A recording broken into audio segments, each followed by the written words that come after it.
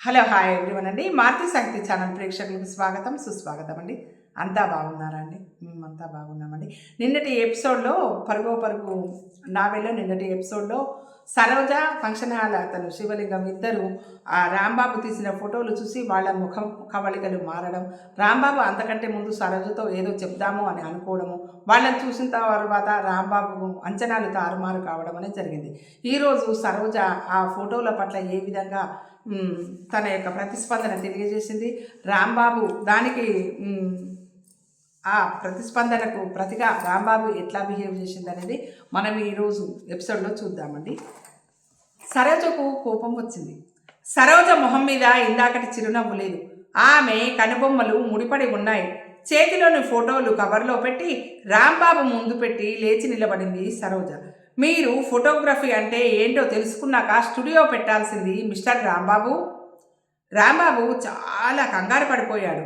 Please మీరు కూర్చోండి సరోజ గారు, అలా అనకండి, ప్లీజ్ అలా చూడకండి, నేను ఎన్నో ఆశలు పెట్టుకున్నాను, ప్లీజ్ నేను ఫోటోలు బాగానే తీద్దామని అనుకున్నాను కానీ అదేంటో చెయ్యి వడికి. సరోజ పర్సు తెరిచి డబ్బులు తీసి రాంబాబు ముందు టేబుల్ మీద ఉంచింది. మీరేమీ నిరాశ చెందవలసిన అవసరం లేదు రాంబాబు గారు, మీకు రావాల్సిన 115 రూపాయలు తీసుకోండి. మీరు తీసిన ఫోటోలు మాత్రం నాకు అస్సలు నచ్చడం లేదు, అసలు అవసరమే లేదు. అబ్బే మీరు పొరపాటు పడుతున్నారు సరోజ గారు, నేను డబ్బు గురించి కాదు అలా అంది. ఇంకా ఏదో చెప్దామని. Good boy mister Rambabu. Saroja గుమ్మం వైపు అడుగులు వేసింది. అదే సమయంలో కూల్ డ్రింక్స్ బాటిల్స్తో కిష్టయ్య లోపలికి వచ్చాడు. అదేంటండి అప్పుడే వెళ్ళిపోతున్నారు, కూల్ డ్రింక్స్ తాగి వెళ్ళండి.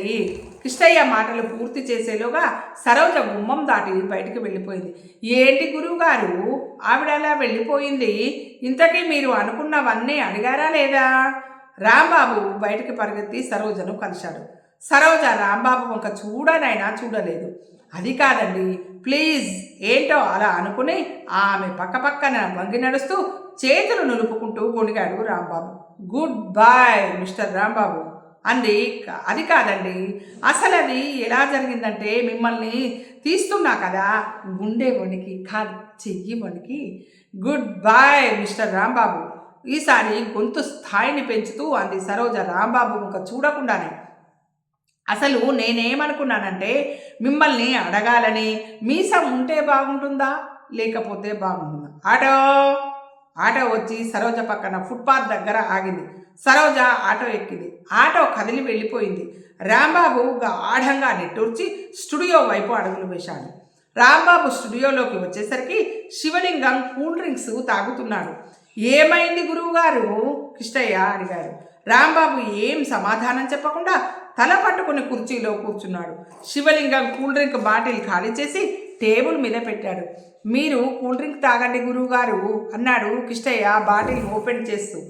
నాకు వద్దురా అన్నాడు రాంబాబు. నాకిచ్చేయి బాబు. కిష్టయ్య చేతిలోని బాటిల్ అందుకున్నాడు శివలింగం. చాలా దాహంగా ఉంది. ఈ సీసా కూడా ఖాళీ చేసి టేబుల్ మీద ఉంచాడు. ఇంకా వెళ్ళి వస్తాను. శివలింగం లేచి నిలబడ్డాడు విశాలంగా నవ్వుతూ. అయితే మీరు మీ ఫంక్షన్ హాల్లో జరిగే కార్యక్రమానికి మమ్మల్ని పిలుస్తున్నట్టే కదా అన్నాడు రాంబాబు తను కూడా లేచి నిలబడుతూ. సారీ మిస్టర్ రాంబాబు, ఇందాక ఆ అమ్మాయి చెప్పినట్టు మీరు ఫోటోగ్రఫీ నేర్చుకోండి, అప్పుడు వస్తా అంటూ రయ్యమని బయటకు వెళ్ళిపోయాడు శివలింగం. రాంబాబు పళ్ళు కొరికాడు. రాంబాబు బెంగపడ్డాడు. మధ్యాహ్నం 2 గంటలైంది. చిక్కడపల్లిలో ఒక హోటల్. ఆ హోటల్లో ఒక మూల టేబుల్ దగ్గర రాంబాబు కిష్టయ్య కూర్చుని ఉన్నారు.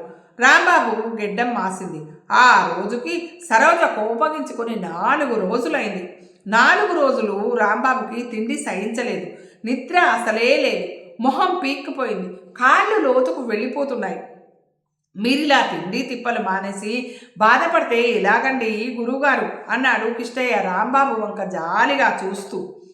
తిండి తినడానికేగా వచ్చాం రాంబాబు విసుక్కున్నాడు. ఏదో నేను బలవంతంగా లాక్కు రాబట్టి వచ్చారు. ఆ గిడ్డం కూడా తీసుకోండి గురువుగారు. రాంబాబు దీర్ఘంగా నెట్టూర్చాడు. ఎవరి కోసం తీసుకోవాలి? సరోజ కోసం గురువుగారు. ఇంకెక్కడి సరోజ వస్తుంది గురువుగారు? సరోజ మళ్ళీ తప్పకుండా వస్తుంది. రాదురా కిష్టయ్య, సరోజకి నా మీద కోపం వచ్చింది. ఏమో ఆమె ముఖంలో నాకు కోపం ఏమీ కనిపించలేదండి. అలిగిందనుకుంటా, లేకపోతే వట్టి విసుగో అన్నాడు కిష్టయ్య. ఇంతలో సర్వర్ వచ్చాడు. ఏం కావాలి సార్? ఏముంది అన్నాడు కిష్టయ్య. టీ, వడ, దోశ, ఉప్మా, ఊతప్పం, పూరి, పెసరట్టు, రవ్వ దోశ, బజ్జీ, ఆలు బోండా. గబగబా లిస్టు చదివాడు సర్వర్. ఏం తింటారు గురువుగారు? నువ్వేం తింటావు? పెసరట్ అన్నాడు కిష్టయ్య. Double roast. సర్వర్ వంటగది వైపు చూసి గట్టిగా అరిచాడు. ఒక పెసరెట్, డబుల్ రోస్ట్. మీకేం కావాలి గురువుగారు? కిష్టయ్య రాంబాబు వంక చూస్తూ అడిగాడు. సరోజ. సర్వరు వంటగది వైపు చూసి మళ్ళీ గట్టిగా అరిచాడు.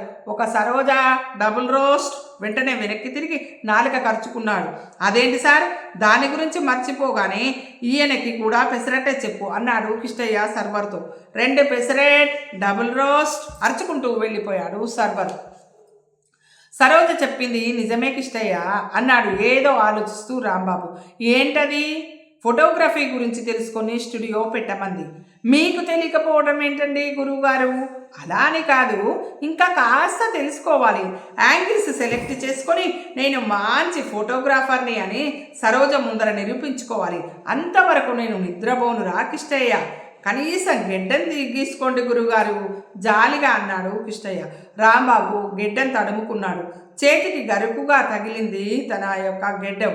అలాగేరా, నాకు కూడా చికాకుగా ఉంది అన్నాడు రాంబాబు బాధగా.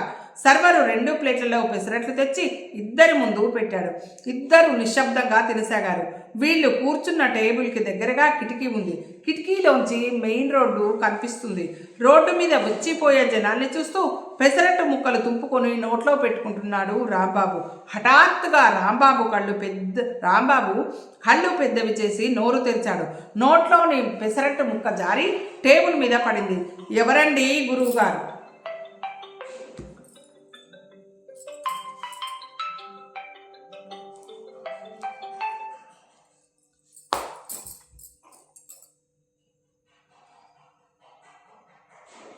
హఠాత్తుగా రాంబాబు కళ్ళు పెద్దవి చేసి నోరు తెరిచాడు. నోట్లోని పెసరట్టు ముక్క జారి టేబుల్ మీద పడింది. ఎవరండి గురువుగారు? సరోజ.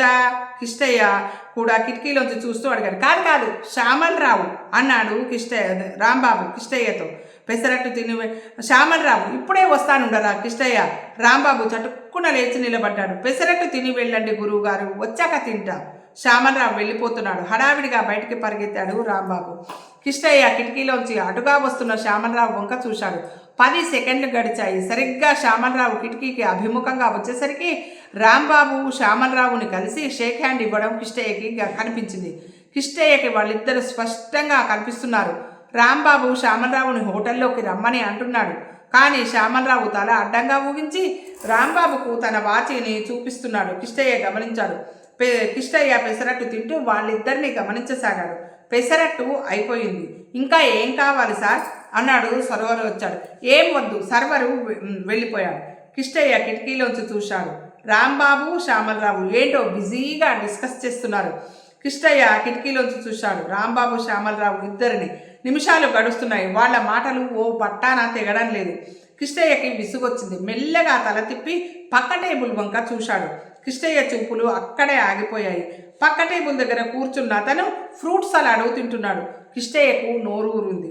తల తిప్పి కిటికీలోంచి బయటకు చూశాడు. రాంబాబు శ్యామలరావు చేతులు తిప్పుకుంటూ ఇంకా బిజీగానే మాట్లాడుతూ ఉన్నారు. రాంబాబు శ్యామలరావుని అప్పుడే వదిలేలా లేడు. కిష్టయ్య మళ్ళీ తల తిప్పి పక్క టేబుల్ అతన్ని చూశాడు. అతను స్పూన్తో కప్పులోంచి ఫ్రూట్ సలాడ్ తీసి నోట్లో వేసుకుని తన్మయత్వంతో చప్పరిస్తున్నాడు. జిహ్వా చాపల్యాన్ని చంపుకోలేకపోయాడు కిష్టయ్య. రాంబాబు తిట్టడు, పర్వాలేదులే అనుకున్నాడు. ప్రమోదంలో ప్రమాదం. సర్వరు కిష్టయ్యని పిలిచాడు. సర్వర్ వచ్చాడు. చెప్పు, ఏం కావాలి? అదితే పక్క టేబుల్ వంక చూపించాడు కిష్టయ్య. సర్వర్ ముఖం చిట్లించాడు. అలా తేకూడదు, అది ఆయన ఆర్డర్ చేసుకుని తెప్పించుకుని తింటున్నాడు. వీళ్ళ మాటలు విన్న పక్క టేబుల్ అతను ఫ్రూట్ సలాడ్ కప్పు తీసి పక్కన దాచేసుకుంటూ కిష్టయ్య ఒక గుర్రుగా చూశాడు. కిష్టయ్య పక్కన నవ్వాడు. నేనేం అతను తినేదాన్ని అడగడం లేదయ్యా, అలాంటిదే తెమ్మన్నాను. ఫ్రూట్ సలాడా? సర్వర్ అడిగాడు. కిష్టయ్య అవునన్నట్టు తల ఊపాడు. ఫ్రూట్ సలాడ్ మీద ఐస్ క్రీమ్ కూడా వేసి తెమ్మంటావా? ఇంకా బాగుంటుంది. కిష్టయ్యకి మరీ నోరూరుంది. ఐస్ క్రీమ్ కూడా వేసి తీసుకురా. సర్వరు 5 నిమిషాల్లో ఫ్రూట్ సలాడ్ తెచ్చాడు. కిష్టయ్య దాన్ని తినేశాడు. కసాట ఐస్ క్రీమ్ తేనా చాలా బాగుంటుంది అన్నాడు సర్వరు. కిష్టయ్యకి నోరూరుంది. నాలుకతో పెదాలు నాక్కుంటున్నాడు. ఈసారి ఇంకేమైనా తెప్పించుకు తింటే రాంబాబు మాత్రం తప్పకుండా తిడతాడు. వద్దులే అన్నాడు కిష్టయ్య కసాట తినాలన్న కోరికని బలవంతంగా అంచుకుంటూ. సర్వరు వెళ్ళిపోయాడు.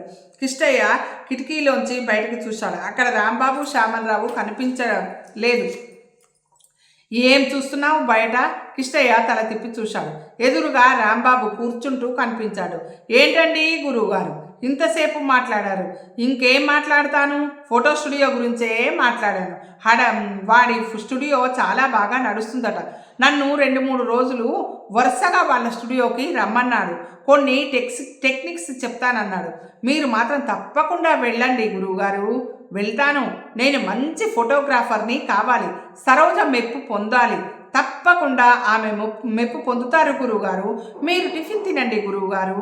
రాంబాబు పెసరట్టుని ముట్టుకుని చూశాడు. వద్దులేరా కిష్టయ్య, చల్లారిపోయిన పెసరట్టు తినడం కష్టం అన్నాడు ప్లేట్ని పక్కకు జరిపిస్తూ. పోనీ మరొకటి తెప్పించుకోండి. వద్దు, తినాలని లేదు. సర్వర్ పిలిచాడు. సర్వర్ వచ్చాడు. 2 కాఫీ తీసుకురా. నాకొద్దు గురువుగారు.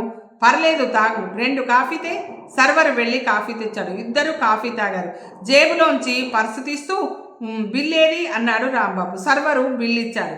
బిల్లు చూసిన రాంబాబు ఆశ్చర్యంతో కళ్ళు పెద్దవి చేశాడు. ఏమిటిది అన్నాడు అతి కష్టం మీద. బిల్లు అన్నాడు సర్వరు నిర్లక్ష్యంగా. బిల్లే కానీ ఇంతుందేమిటి? పెసరట్టు ఎంత? 3 రూపాయలు. 2 పెసరట్లు 6 రూపాయలు. 2 కాఫీలు 3 రూపాయలు. మొత్తం 9 రూపాయలు. నువ్వేమో 17 రూపాయల బిల్లు చేశావు. 8 రూపాయలు ఎక్కువ. ఫ్రూట్ సలాడ్ డబ్బులు ఎవరు కడతారనుకున్నారు? ఫ్రూట్ సలాడా? మేమెక్కడ తిన్నాం? మీరు లేనప్పుడు ఈ కుర్రాడు తిన్నాడు. రాంబాబు కిష్టయ్య వంక చూశాడు. కిష్టయ్య పైకి కిందికి తల ఊపాడు. మరి ఇంతసేపు నేను సర్వర్తో మాట్లాడుతుంటే మూగవాడిలా కూర్చున్నావే? రాంబాబు విసుక్కున్నాడు. ఎలాగూ సర్వర్ చెప్తాడు కదా అని కిష్టయ్య గొడిగాడు. రాంబాబు తల పట్టుకున్నాడు.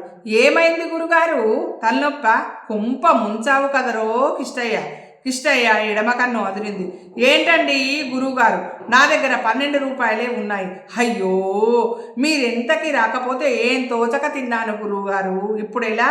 ఏం తోచకపోతే ఏ మిక్సరో బూందీయో తినాలి, కానీ ఫ్రూట్ సలాడ్ తింటావా?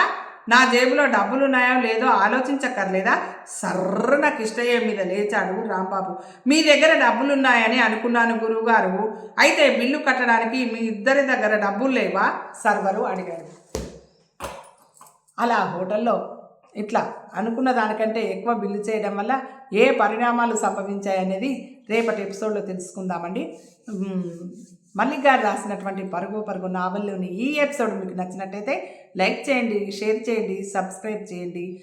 మారుతి సాహితీ ఛానల్ వీక్షకులందరూ మన ఛానల్ని సపోర్ట్ చేయాలని మనస్ఫూర్తిగా కోరుకుంటున్నానండి. మనందరము ఆనందంగా, ఆరోగ్యంగా, సుఖంగా, సంతోషంగా ఉండాలని మనస్ఫూర్తిగా కోరుకుంటూ మీ మారుతి సాహితీ ఛానల్ అండి. రేపటి ఎపిసోడ్లో మళ్ళీ కలుసుకుందామండి.